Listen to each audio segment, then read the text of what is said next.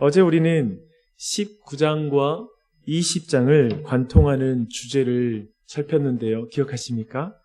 그 말씀이 나중된 자가 먼저 되고 그리고 먼저 된 자가 나중되리라 라는 말씀이었습니다. 여기에서 먼저 된 자로서 나중되는 자의 예로 언급되는 사람은 젊은 부자였습니다.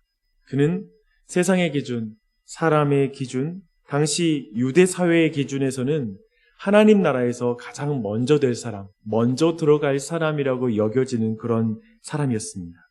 도덕적이고 양심적이고 경제적으로도 성공했고 그 의미는 매우 성실한 사람이었다는 것을 의미하고 또 부지런히 더 온전해지기 위해서 자기의 영적인 부요함까지도 생각했던 그런 사람이었습니다. 그것을 위해서 노력하기 위해서 예수님께 왔죠. 매우 열성적인 종교적인 그런 사람이었습니다. 오늘날의 기준으로 볼 때에도 그는 모든 사람이 칭찬하는 캐릭터입니다. 세상의 기준, 사람의 기준, 그것이 무엇입니까? 항상 사람이 어떻게 하면 천국에 들어갈 수 있을까라는 것이 사람의 기준입니다. 그 사람의 행함, 그 사람의 됨됨이가 하나님 나라에 들어갈 기준이 되는 것이죠. 그 모든 것이 우리에도 여전히 거기에서 벗어날 사람이 아무도 없습니다. 근데 예수님이 이것을 보기 좋게 뒤집어 버립니다.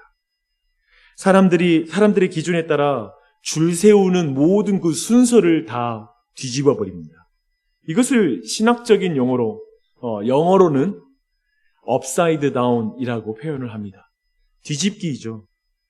예수님은 특별히 21장을 보니까요, 예수님이 다윗의 계보로 오실 왕으로서 예루살렘에 입성하실 때에도 이 뒤집기가 벌어집니다.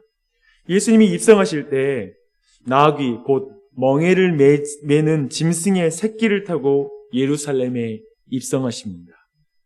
예루살렘에 입성하시고 또한 성전에 들어가서 또 뒤집기를 향하십니다. 성전에서 매매하는 사람, 모든 사람들을 내쫓으시고 그리고 돈을 바꾸는 그 상들을 뒤집어 버리시죠. 뒤엎어 버리십니다. 계속해서 나오는 그 이미지와 단어가 있죠. 뒤집기입니다. 업사이드 다운입니다. 이렇게 되자 하나님 나라에서 먼저 된 자라고 유대 사회에서 인정되었던, 당연히 인정되었던 대제사장들과 장로들, 그리고 헤롯의 관리들, 수없이 많은 사람들이 얼마나 긴장하고 그리고 얼마나 그들이 흥분했을지, 분노했을지 우리는 충분히 상상이 됩니다. 이어지는 오늘 본문을 포함하여 오늘 본문 이후의 내용을 한번 오늘 통독할 때 찬찬히 보십시오. 먼저 된 자라고 생각했던 많은 사람들이 이제 부류들이 예수님께 마치 도장 깨기 하려고 오듯이, 한 사람이 여러 도장을 깨는 게 원래 원칙인데요, 예수님이라는 한 분을 두고 많은 부류의 사람들이 도장 깨기를 하듯이 다가와서 예수님께 질문하고 논쟁합니다. 각 파벌마다 쉽게 누구도 대답하지 못하는 난제와 같은 질문들을 예수님께 쏟아 놓습니다. 예수님도 그들이 빠져나갈 수 없는 대답으로, 질문으로 또한 응수하시는 것이 계속되는 내용들입니다. 그리고 그 사이사이마다 예수님께서는 그들, 먼저 된 자라고 생각하는 자들의 완악함을 드러내는 그 비유들을 말씀하고 있습니다. 그래서 21장과 22장은 이거예요. 논쟁, 비유, 논쟁, 이런 식의 구조를 가지고 있습니다. 오늘 본문은 그 첫 번째 논쟁입니다. 예수님이 성전에서 가르치실 때 대제사장과 백성의 장로들이 나와서 예수님께 묻습니다. 내가 무슨 권위로 이런 일을 하느냐? 또 누가 이 권위를 주었느냐? 라고 이렇게 질문합니다. 주님은 세례 요한의 권세가 하늘에서 온 것이냐? 아니면 땅에서 난 것이냐? 라고 이렇게 응수하죠. 이 질문은 대제사장과 백성들의 장로들에게는 외통수와 같은 그런 질문이 되었습니다. 사실 이 질문은 여기에서 그들이 모르겠다라고 대답하는 이유는 매우 역설적이에요. 그들은 사람들의 여론을 의식해서 그들의 의견을 밝히지 못하는 것으로 여기 나는 모르겠다라고 이 질문에 대해서 대답합니다. 그들이 참으로 하늘의 권세가 아니라 사람들 눈치 보는 존재라는 것들을 도리어 드러내고 있어요. 그렇죠? 여튼 예수님은 즉답을 피하신 거예요. 그리고 나서 대신 예수님은 하나의 비유를 말씀하시고 있습니다. 두 아들의 비유인데요. 맏아들은 아버지의 말에 가겠다고 순종하겠다라고 처음에는 말하지만 결국 가지 않았고, 둘째 아들은 가지 않게였노라라고 하고는 결국 뉘우치고 갔다라고 말합니다. 그리고 예수님은 그 둘 중에 누가 아버지의 뜻대로 행한 자이냐라고 이렇게 묻죠.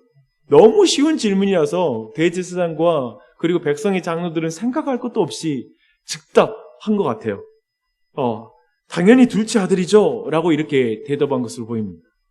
뭔가 눈치를 채지 못하는 것 같은 즉각적인 대답입니다. 비유의 의미가 뭘 말하는지 잘 모르는 듯한, 누구를 가리키는 듯한 것을 잘 모르는 것 같아요. 그래서 예수님은 그들에게 매우 직접적으로 비유의 의미를 말합니다. 첫째 아들은 대제사장과 장로들에 대한 말씀이고, 둘째 아들은 세리나 창녀들과 같이 무시당하고 있던 자들을 가리켜 하신 말씀이라고 직접적으로 말씀해 주십니다. 예수님의 말씀은 대제사장과 장로들에게 매우 도발적이고 모욕적인 그런 대답이었습니다. 내가 진실로 너희에게 이르노니 세리들과 창녀들이 너희보다 먼저 하나님 나라에 들어가리라. 그쵸? 매우 모욕적이죠. 직접적이죠. 이렇게 말씀하심으로 이 논쟁 또한 어제 우리가 살폈던 먼저 된 자가 나중되고 나중된 자가 먼저 되는 원리, 세상의 통념과 상식을 뒤집는 원리, 업사이드 다운의 원리를 말씀하고 있는 걸 우리는 알게 됩니다. 어제와 오늘 말씀 함께 여러분이 말씀 듣고 또 아침 설교 듣고 통독을 하셨다면 마태의 집요함이 느껴지지 않으십니까? 하나님 나라의 원리와 세상의 통념과 상식이 얼마나 다른지를 집요하게 물고 늘어지는 마태, 이 마태복음의 이 내용들, 충분히 그걸 느낄 수 있을 것입니다. 그것이 이제 예수님의 대속사역으로 이어지는 이유가 된 걸 마태는 계속해서 강조해주고 있어요. 이 업사이드 다운의 원리 때문에 결국 예수님은 저 기득권이라고 말할 수 있는 저 종교 권력자들에 의해서 예수님이 십자가에 달려 죽는다는 이 이유로 십자가를 특별히 그렇게 설명하고 있는 것입니다. 이제 다가오는 예수님의 6월절 십자가 대속의 사역은 온 우주의 왕이신 예수님께서 죄인을 위해 죽는 대속의 죽음입니다.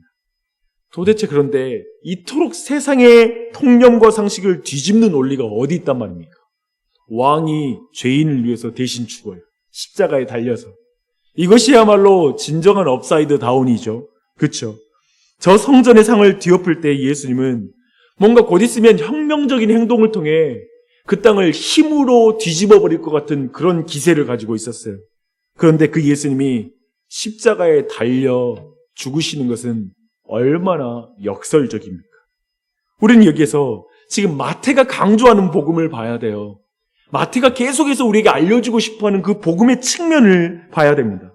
마태복음이 집요하게 먼저 된 자가 나중되고 나중된 자가 먼저 되는 원리를 통해 아주 독특하게 복음을 우리에게 알려주고 있는 것입니다. 다윗의 자손 참된 왕이신 메시아가 가져오는 하나님 나라는 이 세상에서 죄인이라고 낙이 찍힌 사람, 너는 저 뒤에 가 있어 라고 말하는 사람들, 너는 하나님 나라에 들어갈 때 가장 뒤에 있는 사람이야, 너는 아마 들어가지 못해 라고 낙인 찍힌 사람들, 그런 사람들이 하나님 나라에 들어갈 수 있다라고 말하는 것, 그것이 바로 복음이다 라고 우리에게 알려준 이 하나님 나라의 복음을 우리에게 알려주는 것이 마태복음의 중요한 그 복음의 은혜인 것입니다. 여기에서 여러분이 은혜를 받으셔야 돼요. 근데 어떻게 그렇게 됩니까? 어떻게 나중된 자가 먼저 될 수 있습니까? 어떻게 먼저 된 자가 나중이 될 수 있단 말입니까? 왜 세상의 순서가 하나님 나라에서 전혀 통하지 않는단 말입니까? 도대체 그 이유가 무엇입니까? 라고 이렇게 화를 내며 말한다면 32절에서 예수님이 말씀하십니다. 요한의 의의 도로 너희에게 왔거늘 너희는 그를 믿지 아니하였으되 세리와 창녀는 믿었으며 너희는 이것을 보고도 끝내 뉘우쳐 믿지 아니하였느니라. 업사이드 다운. 하나님 나라에서 모든 순서가 뒤집어지는 이유가 무엇입니까? 핵심이 무엇이죠? 믿고 회개하지 않을 때 먼저 된 자는 나중되는 것입니다. 그러나 믿고 회개할 때 나중된 자가 먼저 된다라는 것을 지금 강조해서 뉘우치는 자를 강조하는 것이 바로 이 본문입니다.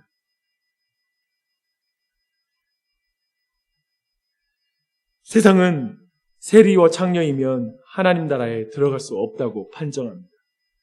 직업과 도덕성, 윤리적인 감수성, 그것이 가장 중요합니다. 그러나 하나님의 눈에는 모든 사람이 죄인입니다. 그렇게 도리어 십자가 위에서 의를 이루신 예수 그리스도, 그분의 공로를 믿고 그분을 사랑함으로 회개하는 자가 하나님의 나라에 들어가는, 그것이 바로 하나님 나라의 원리인 것입니다. 세상은 그 사람의 됨됨이가 중요하지만 하나님 나라에서는 예수님과의 관계가 중요하다는 것입니다. 이것이 바로 뉘우침의 의미이고 믿음이라는 의미입니다. 이후에 이어진 포도원의 비유도 동일해요. 주인이 열매 거둘 때가 가까워 종들에게 농부를 보냈는데 종들을 보냈는데 농부들이 종을 죽이잖아요. 결국 아들을 보냈는데도 농부들이 그 아들을 죽입니다. 이 비유가 말하는 것도 열매 맺지 못하는 이스라엘에 대한 심판과 오히려 하나님의 말씀에 반응하고 회개하고 돌아오면 열매 맺는 그 이방인들도 구원을 받을 것이라고 43절에서 약속하고 있습니다. 놀라운 사실은 대제사장들과 바리새인들이 이 말씀들이 다 자기들을 향하여 하시는 말씀이라는 걸 안다라는 거예요. 그들은 모든 것을 봤어요. 그런데 끝내 뉘우쳐 믿지 않아요. 이게 굉장히 중요합니다. 그들은 끝내 믿고 회개하지는 않습니다. 이것이 모든 것을 가르는 차이입니다. 하나님의 사람은 그것이 자기에게 하시는 말씀인 줄 알 때 회개하지만 하나님의 자녀가 아닌 자들은 그 순간에 회개하는 것이 아니라 더 완악해집니다. 여러분은 하나님의 말씀에 대해서 어떻게 반응하십니까? 22장에서 예수님과 논쟁하는 이들이 대화를 마칠 때마다 어떻게 반응하는지 아세요? 그들도 보고 다 알아요. 22장 22절 보니까요. 그들이 이 말씀을 듣고 놀랍게 여겨 예수를 떠나니라. 33절 무리가 듣고 그의 가르침에 놀라더라. 46절 한마디도 능히 대답하는 자가 없고 그날부터 감히 예수님께 묻는 자가 없더라. 여러분 놀래요. 근데 믿고 회개하진 않아요. 이해해요. 알아요. 근데 믿고 회개하진 않아요. 저는 사람들이 기적을 보여주면 믿겠다고 말하고 우리에게 가진 모든 의문과 질문이 해결되면 믿겠다라고 말하는 것이 사실 불가능한 것임을 봅니다. 그럴 수 없어요. 사람들은 보고 이해해서 믿는 게 아닙니다. 믿고 끊임없이 사람들은 이 모든 말이 말하는 게 뭔지 아세요? 내가 이해하면 믿을게. 끊임없이 자신의 구원이 자신이 결정한다라는 그 태도입니다. 그러나 자신이 죄인인 것을 보고 십자가에서 나의 의를 보는 그 은혜를 입어야 되는 줄 믿습니다. 그때에만 사람들은 뉘우쳐 돌이키는 역사가 나타나는 것이죠. 그런 의미에서 먼저 된 자라고 생각하지 않고 늘 회개하며 어린아이와 같이 주님을 의지하는 은혜를 받는 게 얼마나 중요한지 모릅니다. 그 은혜가 우리 모두에게 있기를 바랍니다. 사랑하는 여러분, 오늘날 교회에 다니는 많은 사람들 말씀 듣고 말씀 보고 그리고 설교 들으면서 놀래요. 감동해요. 이해해요. 논리적으로는 다 알겠어요. 근데 뉘우쳐 회개하는 것이 다른 영역이에요. 어쩌면 뉘우쳐 회개하는 자는 너무 교회 안에도 적을 수 있습니다. 사랑하는 여러분, 그래서 이 아침에 우리가 기도할 것, 우리가 지난 주일 말씀 가운데 생명이 가장 중요하다. 그러면 영생이 가장 중요하잖아요. 우리 아이들 이 땅 사는 동안 잘 살고 장수하게 하려고 지금 바이러스 때문에 아등바등 어떻게든 잘 통제하고 나도 통제하고 우리 교회도 어떻게든 그런 걸 통제하고 싶잖아요. 근데 영생이 달린 문제예요. 뉘우쳐 회개하는 것. 이 문제가 우리의 손에 있지 않은 걸 기억할 때 더욱 기도해야 돼요. 그리고 간절히 기도하면서 주님이 뉘우쳐 회개하는 은혜를 온 교회에 베풀어 주시고 내 자녀에게 베풀어 주시고 나에게도 끊임없이 먼저 됐다라고 선자라고 생각하지 말고 겸손히 끊임없이 주님 의지하며 돌이키는 은혜를 부어 주시옵소서. 그렇게 기도하는 이 아침이 되시기를 축원합니다. 저는 이 기도, 이 부흥의 은혜가 임했으면 좋겠고요. 이번 주에 또한 금요 복음 집회에서도 그런 기도, 우리 안에 간절한 기도들이 선포되고 나누어졌으면 좋겠어요. 정말 기도할 때입니다. 사랑하는 여러분, 또 이 가정에서 정말 특별히 기도하는 온 교우들에게도 부탁드립니다. 기도할 때입니다. 정말 뉘우쳐 회개하는 그 은혜를 간구하는 이 아침이 되시기를 바랍니다. 하나님 다 들어주세요. 우리 기도 분명히 들어주세요. 믿고 기도하는 이 아침 되시길 바랍니다. 기도하시겠습니다.